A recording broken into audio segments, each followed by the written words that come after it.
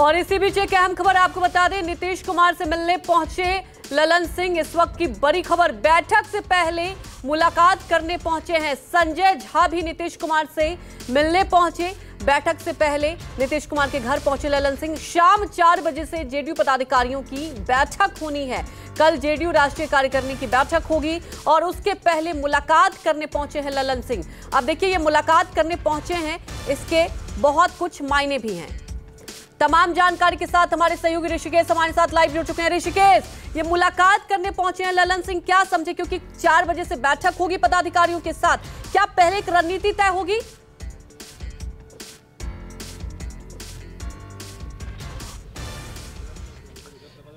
देखिए, बिल्कुल उसी के लिए ये अहम बैठक चल रही है और 1 to 1 ये बैठक चल रही है। हालांकि ये बैठक जब भी मुख्यमंत्री नीतीश कुमार आते हैं, ललन सिंह और संजय झा उनके साथ होते हैं, लेकिन पहले ललन सिंह पहुंचे और उसके बाद संजय झा पहुंचे।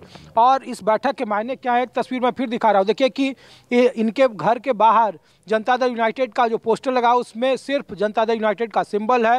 मुख्यमंत्री नीतीश कुमार हैं, कहीं भी ललन सिंह यहाँ नहीं है या कोई पार्टी का दूसरा नेता नहीं है। संकेत साफ है कि अगर राष्ट्रीय कार्यकारिणी में कोई फैसले, जिस पर 2 सबसे अहम नजरें हैं कि क्या नीतीश कुमार खुद राष्ट्रीय अध्यक्ष बनेंगे या हो सकता है कि राष्ट्रीय कार्यकारिणी उन्हें अधिकृत कर दे पार्टी में अलायंस के लिए और उम्मीदवारों के चयन को लेकर, तो लोकसभा चुनाव के चेहरा और जो कमान बागडोर खुद नीतीश कुमार संभालेंगे, इसका अक्स है। ये मुलाकात काफ़ी अहम मानी जा रही है। बैठक पहले 4 बजे से होनी थी जेडीयू कार्यालय में, वो बैठक 1 घंटा बाद यानी अब 5 बजे शुरू होगी और उसी के तहत ये अहम मुलाकात चल रही है।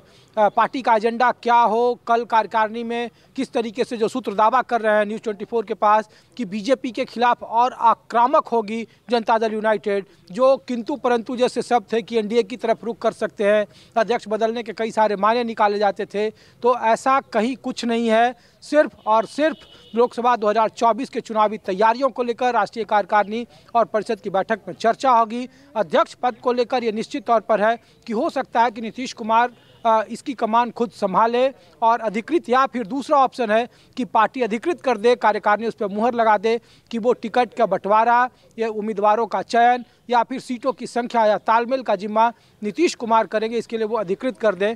और उसके पहले ये मुलाकात इसीलिए भी काफ़ी अहम मानी जा रही है। बिल्कुल ऋषिकेश, ये मुलाकात काफ़ी अहम माना जा रहा है और जैसा कि आपने जिक्र किया कि किंतु परंतु बहुत कुछ जो अटकलें लगाई जा रही थी, उस पर अभी फिलहाल तो ये कहा जा रहा है कि ऐसा कुछ नहीं होगा। लेकिन ऋषिकेश, समझने वाली बात यह है कि लोकसभा चुनाव होने हैं 2024 में और जेडीयू चाहती है कि इंडिया गठबंधन में उसकी अहम भूमिका हो। सीट शेयरिंग की बात कर ले आप, उसमें भी जेडीयू चाहती है कि जेडीयू का एक दबदबा रहे। क्या हर पहलू को लेकर चर्चा होगी? और सबसे बड़ी बात, जैसा कि आप अभी कह भी रहे थे कि क्या आने वाले वक्त के लिए, वो तो देखिए कल बैठक में तय हो जाएगा, नीतीश कुमार ही अध्यक्ष होंगे, क्योंकि पूरा कमान कहते हैं ना कि कार्यकर्ताओं में भी ये मैसेज कन्वे करने की कोशिश की जाएगी।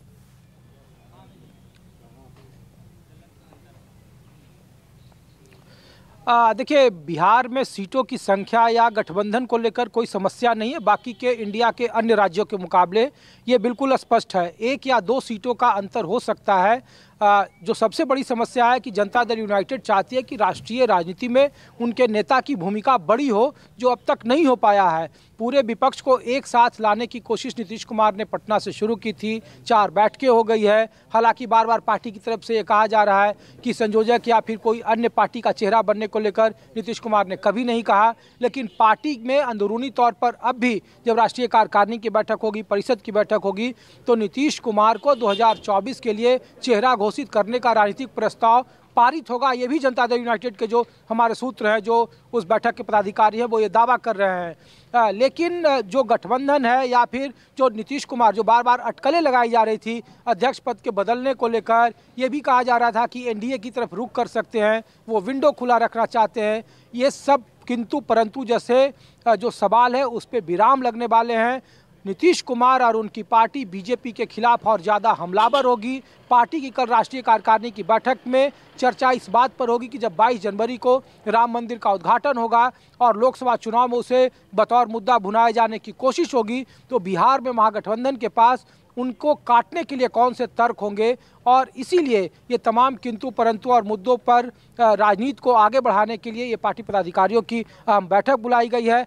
इस पार्टी पदाधिकारियों की बैठक में इस बात पर भी बहुत हद तक पर्दा उठ जाएगा कि ललन सिंह को लेकर या राष्ट्रीय अध्यक्ष को लेकर पार्टी की रणनीति क्या होगी, उसकी सुगबुगाहट क्या होगी, क्या नीतीश कुमार अध्यक्ष बनेंगे या फिर जनता दल यूनाइटेड के राष्ट्रीय अध्यक्ष बतौर ललन सिंह ही रहेंगे। पार्टी उन्हें अधिकृत भले ही कर सकती है कार्यकारिणी, एक जो दूसरा विकल्प के तौर पर बताया जा रहा है कि जो सारे अधिकार हैं वो नीतीश कुमार के पास हैं और लोकसभा 2024 के से जुड़े हुए जितने भी निर्णय लेंगे वो नीतीश कुमार लेंगे। तो ये बिल्कुल अब देखने वाली बात यही होगी ऋषिकेश, कल क्या कुछ फैसला लिया जाएगा। हमारे साथ जुड़ने के लिए आपका शुक्रिया।